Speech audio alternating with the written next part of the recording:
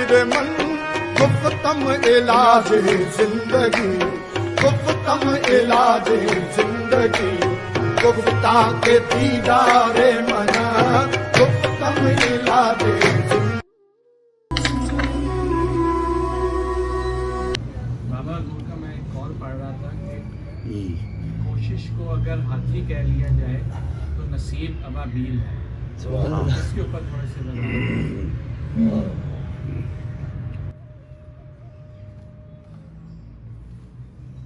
یہ اس طرح ہے کہ کوشش کو اگر ہاتھی کہہ لیا جائے تو نصیب جو ہے وہ ابابیل ہے. اس کو اسی بات کو آواز النساء میں فرمایا ہے تقدیر جو ہے وہ صندوق میں بند تقدیر جو ہے وہ صندوق میں بند ایک بچے کی طرح دریا میں تیرتی ہوئی آ جاتی ہے. تقدیر صندوق میں بند ایک بچے کی صورت میں دریا میں تیرتی ہوئی آ جاتی ہے. تو یہ تقدیر ہے. اب اس سے بڑھ کے تدبیر کیا ہو سکتی ہے؟ ٹھیک ہے کہ ملک میں پیدا ہونے والے ہر بچے کو قتل کر دیا جائے. اس سے اونچی تدبیر کوئی بادشاہ جو ہے وہ نہیں سوچ سکتا. میں عام طور پہ علماء دین جو ہیں وہ پاکستان کا ذکر ذرا کم ہی کرتے ہیں، لیکن ایک محفل میں میں موجود تھا.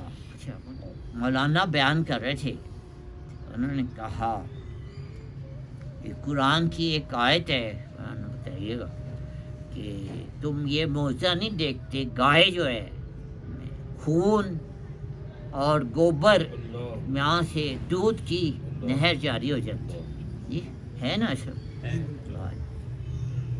گوبر اور خون کے درمیان سے ہم دودھ کی نہر جاری. تو وہ عالم دین جو تھے انہوں نے فرمایا کہ ایک طرف ہندو تھے اور انگریز تھے. وہ گویا گوبر تھا، اور ایک طرف کانگریسی ملا تھے، وہ گویا خون تھا. انگریز اور ہندو پاکستان کے الگ مخالف تھے اور مسلمان علماء کرام الگ مخالف تھے. انہوں نے کہا اس میں سے اللہ نے یہ پاکستان جو ہے یہ دودھ کی نہر نکال دی.